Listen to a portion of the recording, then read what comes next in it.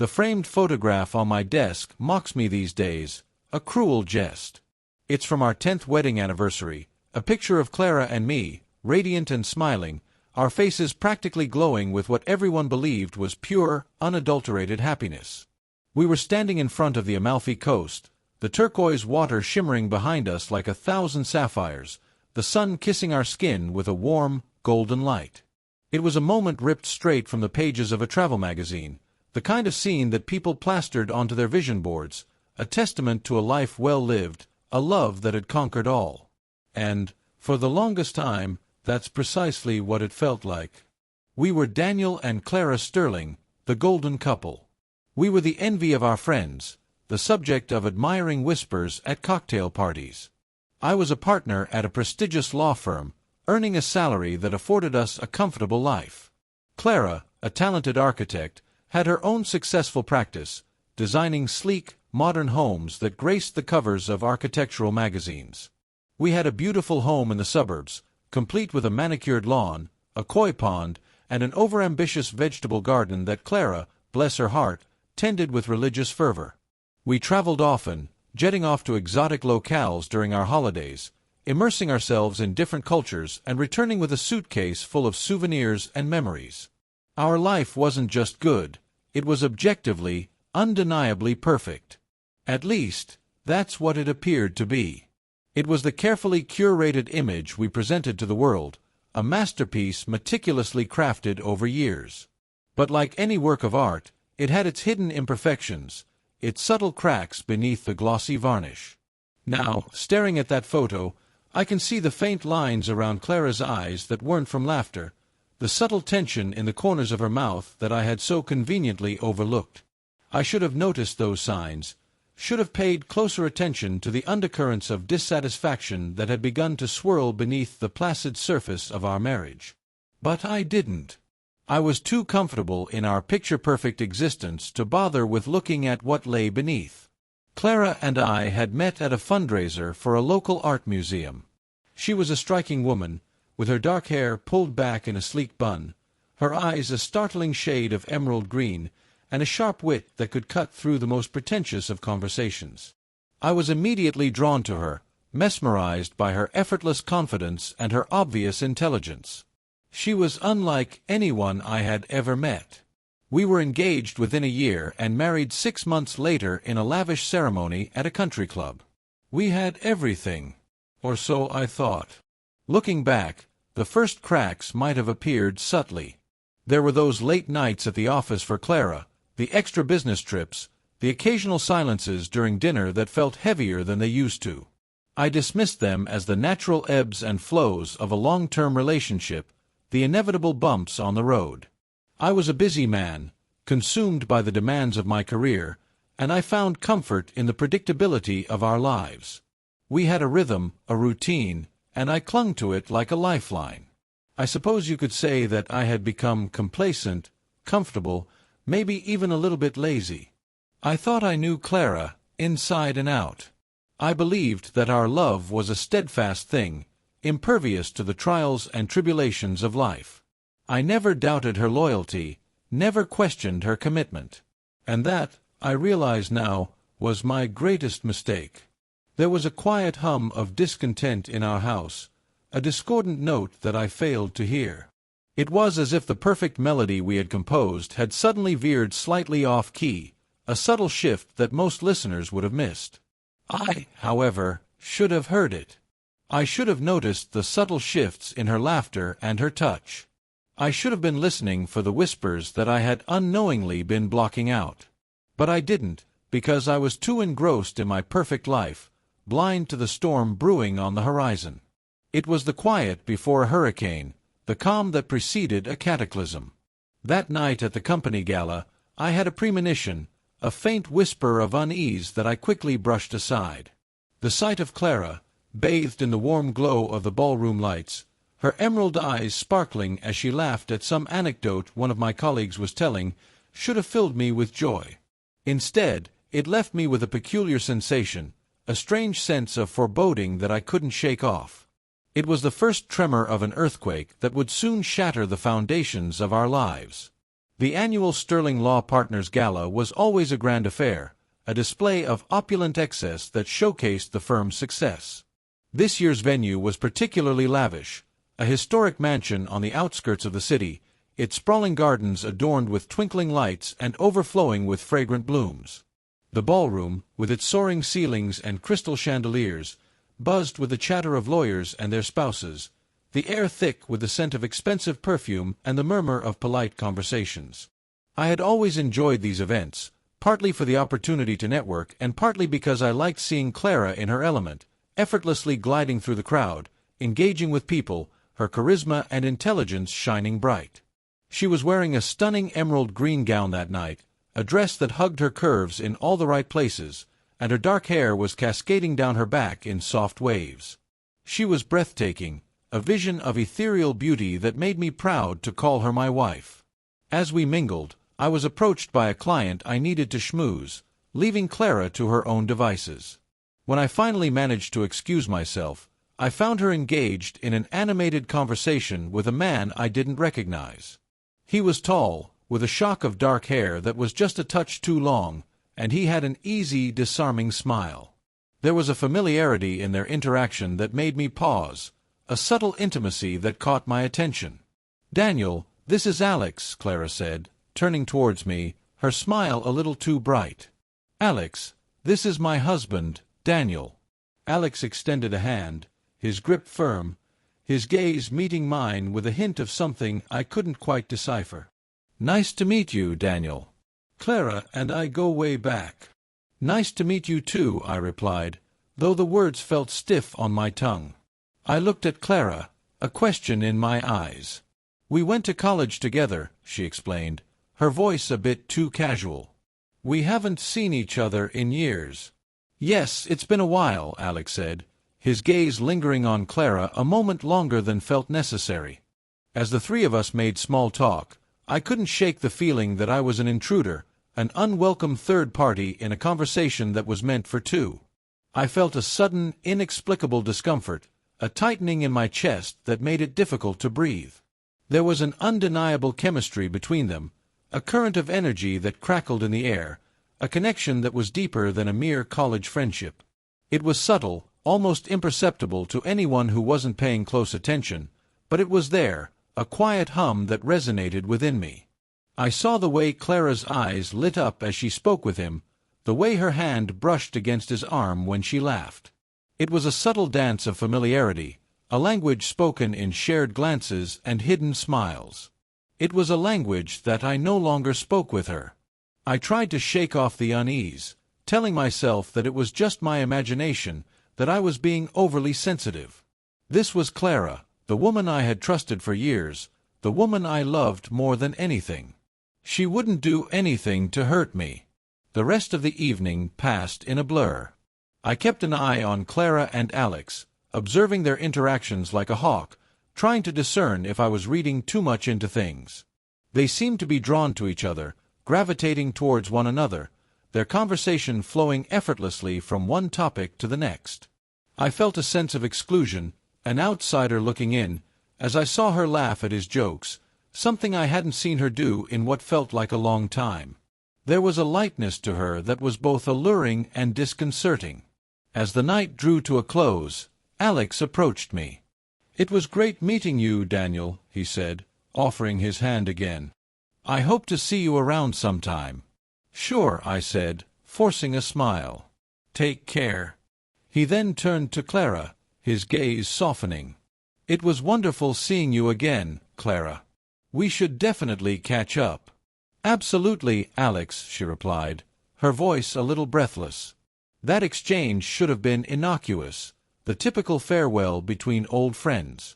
But there was something in the way they looked at each other, a hidden understanding, a promise of something more, that sent a shiver down my spine. It was as if the world had momentarily tilted on its axis, and I was standing on unstable ground. As we drove home that night, the silence in the car was deafening. I wanted to ask Clara about Alex, about her feelings, but I was afraid of what she might say. I was terrified that I was actually sensing something that was actually real. I also felt ridiculous to feel as though my feelings and insecurities were so petty.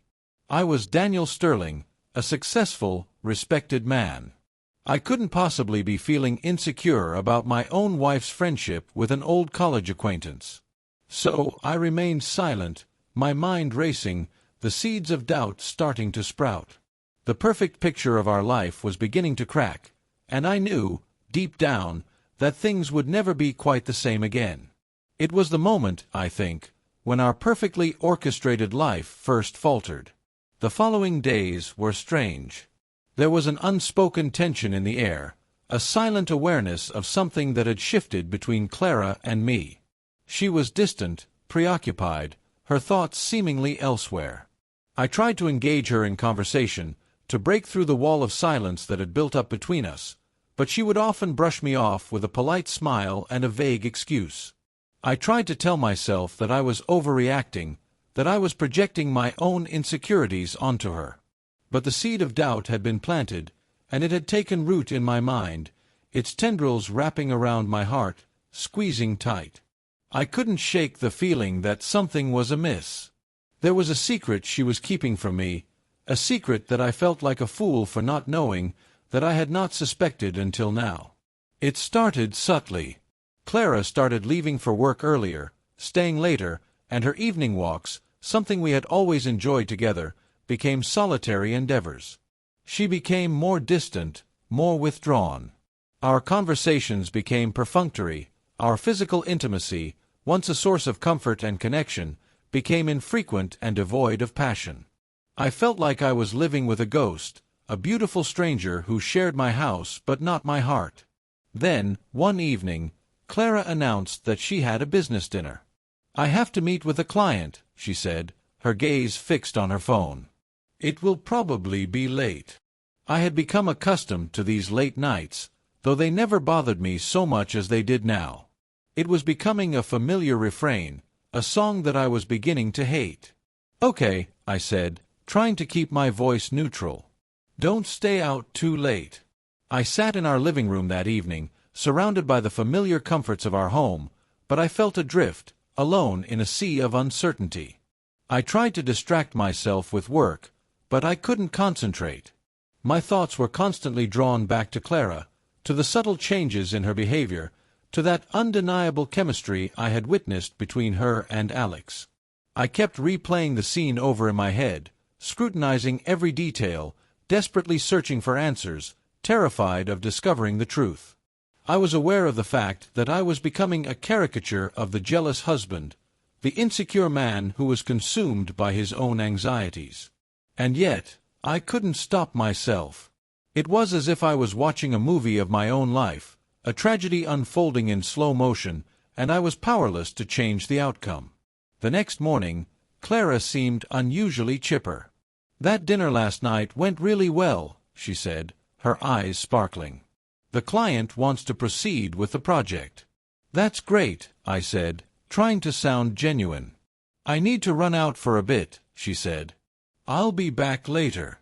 There's some research that I need to do." I wanted to ask where she was going, but I stopped myself. I didn't want to appear too suspicious. I didn't want to give myself away. I also didn't want to know if it was something that might break me. I didn't even know if I really wanted to know. That afternoon, I found myself driving to the area where I knew Alex's office was located. It was a foolish impulse, a desperate attempt to quell my anxiety. I had never been this way before. I had never been someone who was so easily jealous, so quick to jump to conclusions. But there was something about Alex that had triggered a primal response in me, a deep-seated fear that I was losing the one thing that mattered to me most. I drove around aimlessly for a while, and just when I was about to head home, I saw Clara's car parked on the side of the road. My heart pounded in my chest. I parked a block away and watched. A few moments later, I saw Alex emerge from a nearby building, and a few seconds after that, Clara joined him. They hugged, a brief, but telling embrace, before they climbed into his car and drove off. My world tilted. I felt like I had been punched in the gut, the wind knocked out of me, all the air leaving my lungs. The image of their embrace was seared into my mind, a constant, painful reminder of her betrayal. I drove home in a daze, my mind numb, my emotions in turmoil. I felt betrayed, heartbroken, angry, lost. I couldn't reconcile the woman I loved with the woman who had so clearly betrayed me. It was as if I had woken up in a different reality, a world where everything I had believed to be true had been turned upside down. I couldn't face Clara that evening. I went to bed early, pretending to be asleep when she came in. I lay awake in the dark, tears streaming down my face, the weight of her betrayal pressing down on me, threatening to crush me. I couldn't understand how she could do this to me, how she could betray our love, our marriage, everything we had built together. I was a good husband, a loyal partner. I had always put her first. What had I done to deserve this? I felt as though my insides were being carved out with a rusty knife. I spent the rest of the night staring up at the ceiling, replaying the scene of Clara and Alex over and over. It was a moment that would haunt me for the rest of my life, a testament to the fragility of trust, the devastating power of betrayal. The affair had started. The first secret rendezvous, the stolen moments of passion and guilt, had set in motion a chain of events that would irrevocably alter the course of our lives. And I, completely oblivious to the true horror of it all, was sitting here wondering when my own world began to implode. The days that followed were filled with a thick fog of deception. Clara became an expert liar, her words carefully chosen, her actions meticulously choreographed. She was constantly on her phone, texting messages that she quickly hid whenever I entered the room. She would often spend hours in the bathroom, talking in hushed tones, the door firmly shut. There were always business meetings, client dinners, conferences to attend. Her calendar was filled with fictitious commitments, each one a carefully crafted lie.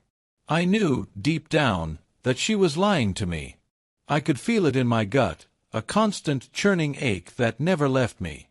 But I was also desperate to believe that I was wrong, that I was reading too much into things, that our marriage was somehow intact. It was a strange mix of denial and awareness, a painful dance between hope and despair. I tried to engage her in conversation, to bridge the widening chasm between us. I would ask her about her day, about her work, about her plans. She would answer with polite responses, her gaze often avoiding mine. Her voice became hollow, her laughter seemed forced, and her touch, once filled with warmth and affection, now felt distant and perfunctory. It was as if she was a different person, a stranger who had taken the place of the woman I loved. I found myself looking for evidence, scanning her phone, going through her bag, desperate for answers. I felt like a spy in my own home, constantly on edge, my mind filled with suspicion. It was a humiliating experience, a descent into a world of paranoia and distrust. I had never been this way before, had never felt so powerless and alone. The affair intensified. Clara and Alex were meeting more frequently, their stolen moments becoming more daring, more dangerous. They would meet for lunch, for coffee, for drinks after work, always careful to avoid detection. They would check into hotels, their rendezvous disguised as business trips or weekend getaways. It was a web of deception, a tangled mess of lies that threatened to unravel everything.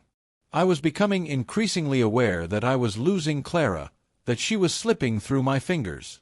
She was becoming someone else, someone I didn't recognize, and I was powerless to stop her. I tried to talk to her, to explain how I was feeling, but she would always deflect, dismiss my concerns with a wave of her hand. "You're being paranoid, Daniel," she would say, her voice laced with exasperation. "We're just friends. You are overreacting." I wanted to believe her. I wanted to grasp at any shred of hope that our marriage could be saved. But I couldn't deny what I had seen, what I knew to be true. The image of Clara and Alex embracing in the street had become a permanent fixture in my mind, a constant reminder of her betrayal. The emotional toll was immense. I was losing sleep, my appetite had vanished, and I found it increasingly difficult to focus at work. I was constantly on edge, waiting for the next shoe to drop, dreading the inevitable confrontation. My colleagues noticed my distant demeanor, the dark circles under my eyes, the weariness that had taken root in my face. I became obsessed with finding out the truth, with uncovering her lies. I would scour her phone records, scrutinize her bank statements, desperately searching for proof of her affair. It was a desperate and degrading pursuit, a reflection of my own vulnerability and despair. I even started following her, tracking her car, observing her meetings with Alex. I was becoming consumed by my obsession, my mind slowly unraveling under the weight of her deception. It was a path of self-destruction, a journey into the dark depths of paranoia and mistrust. I was no longer the man I once was. During this time, I had so many opportunities to confront her. I could have sat her down and said, "I know." I could have screamed and yelled and let my rage consume me. But I was afraid of the truth, afraid to acknowledge the reality of her betrayal. I was also afraid of what it would do to our lives. I couldn't believe that the picture that I had once known to be so perfect was slowly unraveling before my very eyes. One particular evening, I found myself parked outside a hotel that I knew Clara sometimes stayed at during business trips. I sat there for hours, watching cars come and go, my heart pounding in my chest. The agony of knowing what she was doing inside, so close, but so far away, was immense. I was a shell of my former self, hollowed out by her lies, consumed by her betrayal. That night, staring up at the hotel lights, I wondered how she could be doing this to me, to us, knowing what it would do to me. I knew then that this could not continue. It was only a matter of time before the truth surfaced. A bomb that was ticking down, counting down to the moment of destruction. I was afraid, but I also knew that I was tired of living in this constant state of anxiety and uncertainty. The perfect facade was starting to chip away. It was a Tuesday morning, a day like any other, when my world came crashing down. Clara had left for work, or so she said. I had come back to grab a file I had left and went up into the bedroom to get it. As I bent to pick it up from my side of the bed, I noticed her purse lying haphazardly on the chaise lounge. It was open slightly, and something caught my eye. It was a small plastic case, a telltale sign of what it was. I picked it up, my fingers trembling. It was a pack of birth control pills. I stood there, my heart pounding in my chest, staring at the small packet. I knew that it wasn't something that Clara was prescribed. She hadn't been on birth control for years. We had made the decision early on in our marriage that we wouldn't use them. So why would she have these? The questions swirled around in my head, their answers too painful to contemplate. I grabbed my phone and looked up the packaging, and I soon realized what I had already dreaded. They were not her birth control pills. These were prescription, the type that would require a doctor's visit. She was being prescribed these pills without my knowledge, without my consent. She was taking these pills, not because we were trying to have a baby, but because she was sleeping with someone else. I felt like I had been punched in the stomach. The air had been sucked out of the room, and I felt myself start to sweat and shake. I sat down on the bed, the pack of pills clutched tightly in my hand. I felt like the floor beneath me was going to cave in, and the pain that I felt was both physical and emotional. This, I thought, was the final straw. When Clara finally came home, I was waiting for her in the living room, the pack of pills on the coffee table. She walked in, her smile faltering slightly when she saw me. "Daniel, what's wrong?" she asked, her voice laced with concern.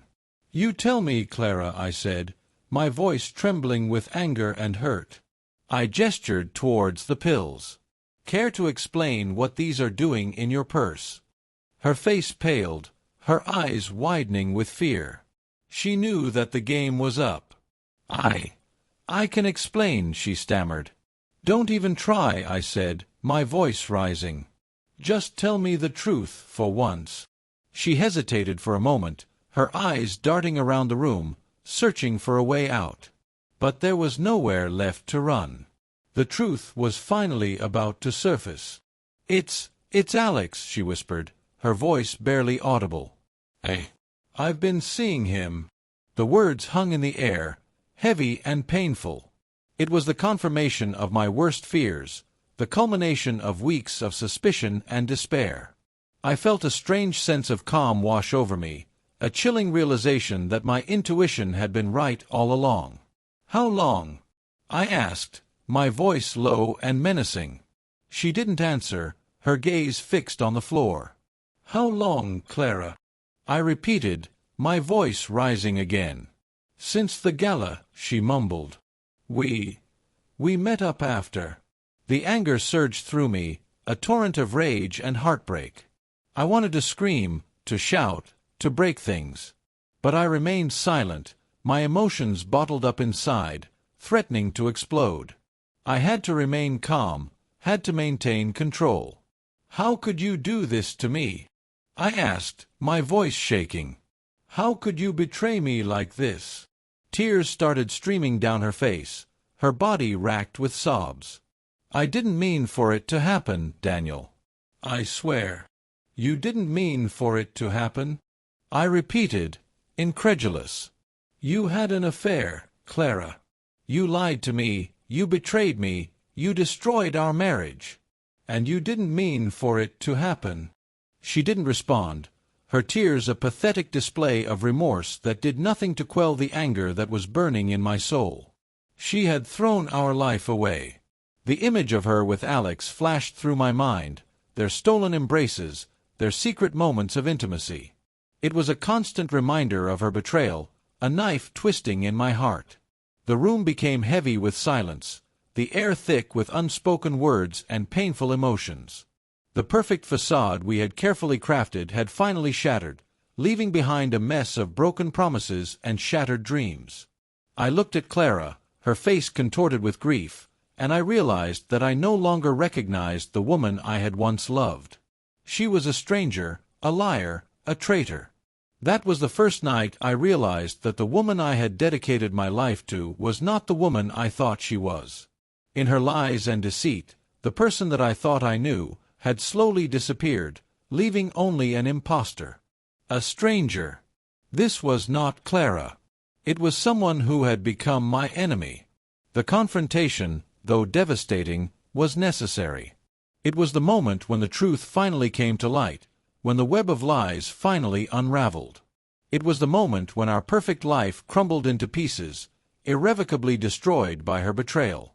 And now, I was left with a gaping hole in my heart, a wound that might never heal.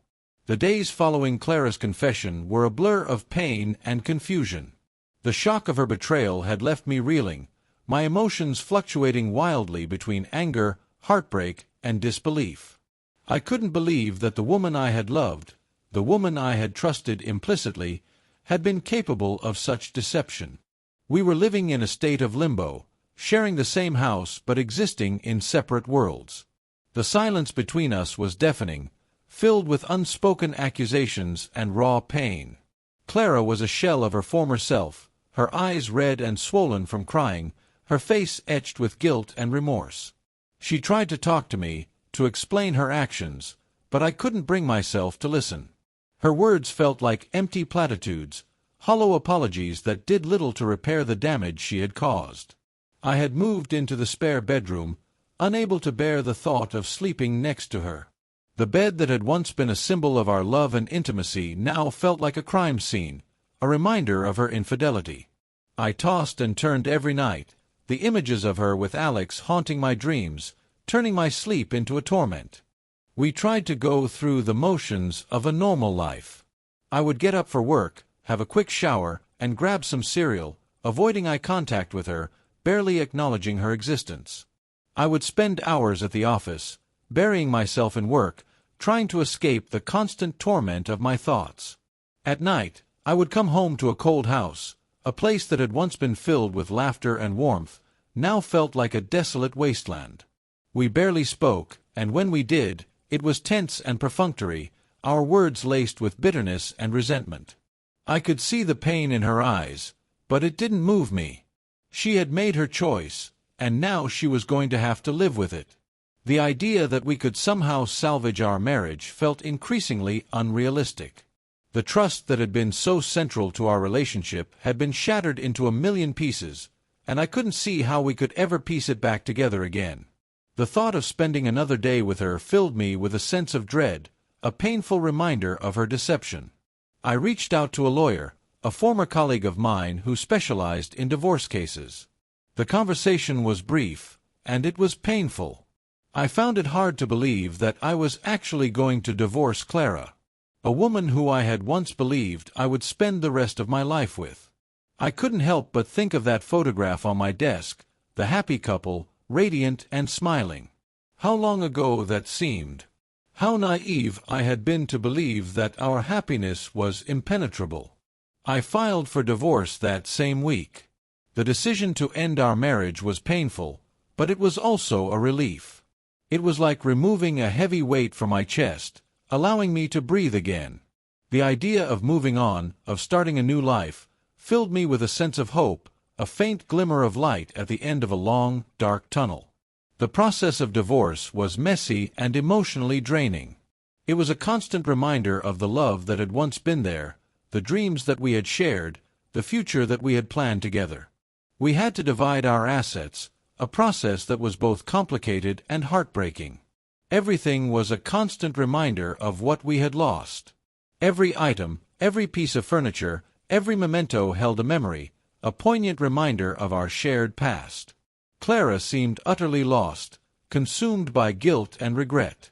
She had moved into the spare bedroom too, as though she couldn't bear the thought of us sharing the same space. She would often lock herself in her room, her cries echoing through the house, a constant reminder of her pain. She tried to reach out to me, to apologize, to beg me to give her another chance, but I refused to listen. There was nothing she could say that could undo the damage she had caused. The woman I once loved was gone, replaced by someone that I could no longer reconcile with. I found myself feeling a strange mix of pity and contempt for her. I couldn't help but feel sorry for her, for the pain that she was enduring, but I also felt a deep sense of anger and resentment. She had made her choices, and she was now forced to live with the consequences. As the divorce proceedings progressed, I started to detach myself from her emotionally. I focused on rebuilding my life, on creating a new identity for myself. I moved into a small apartment in the city, a place that was completely mine, free from the painful memories of our past. I invested in myself, working out, reading books, taking up hobbies that I had neglected over the years. I was slowly, painstakingly, putting the pieces of my life back together. Clara, on the other hand, seemed to be struggling to cope. She was a constant, broken mess, her face gaunt and hollow, her spirit crushed under the weight of her guilt. She would often call me, her voice trembling with remorse, begging me to forgive her. I would listen, but I couldn't bring myself to offer her any comfort or hope. The truth is, I didn't want to. I just wanted her to go away and leave me alone. The divorce was finalized after a few months, a bittersweet ending to a love story that had once seemed so promising. I left the courtroom feeling a strange mix of relief and sadness. The chapter of my life with Clara had officially come to an end, and I was left to pick up the pieces and start anew. The perfect life we had once shared was now just a memory, a faded photograph that served as a stark reminder of the fragility of love and the devastating power of betrayal. And now, I was finally free to move on, to create a new life for myself, a life without Clara, a life without the pain and deceit. This time, I would build a life on a foundation of honesty and trust, and I knew that this time, it would finally be something real. The months that followed the divorce were a period of healing and self-discovery. I had finally shed the heavy burden of my marriage, the constant reminders of Clara's betrayal. It was like a breath of fresh air, a sense of liberation that allowed me to move on with my life, to create a new identity for myself. I threw myself into my work, dedicating myself to my career, and finding a sense of purpose in the challenges that came with it. I was promoted to a senior partner at the firm, a testament to my hard work and dedication. I found a sense of satisfaction in my professional achievements, a distraction from the pain that still lingered beneath the surface. I also started to focus on my physical and mental well-being. I joined a gym, started working out regularly, and began to eat healthier. I found that exercise was a great way to relieve stress and anxiety. I also took up meditation, a practice that allowed me to quiet my mind and find a sense of peace within myself. I rediscovered old hobbies that I had neglected during my marriage. I picked up my guitar again, something that I had always loved, and spent hours playing music, letting my emotions flow through my fingertips. I started painting again, pouring my feelings onto canvas, creating works of art that reflected my journey of healing. I reconnected with friends that I had drifted away from during my marriage. We went out for drinks, for dinner, for weekends away. I was finally starting to enjoy my life again, free from the constraints of my relationship. I started dating again, hesitantly at first, unsure whether I could ever truly trust another person. But slowly, I started to open myself up to the possibility of love again. I realized that just because one relationship had failed didn't mean I wasn't capable of finding happiness with someone new. There was a freedom to being single, a sense of independence that I had never known before. I was no longer tied to someone else's needs and desires. I was free to make my own choices, to live my life on my own terms. I realized that I didn't need a relationship to feel complete.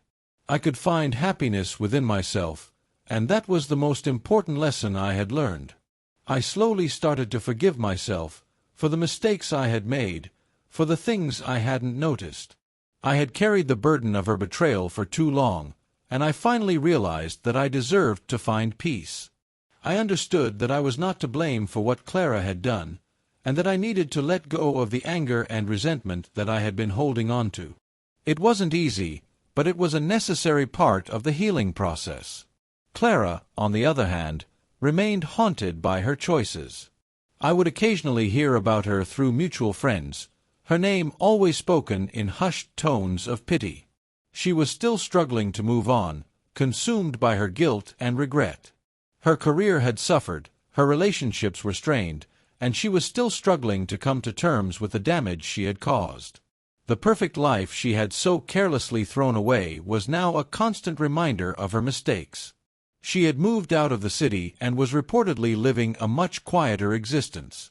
I never spoke to her again. The pain of her betrayal was too deep, the scars too painful.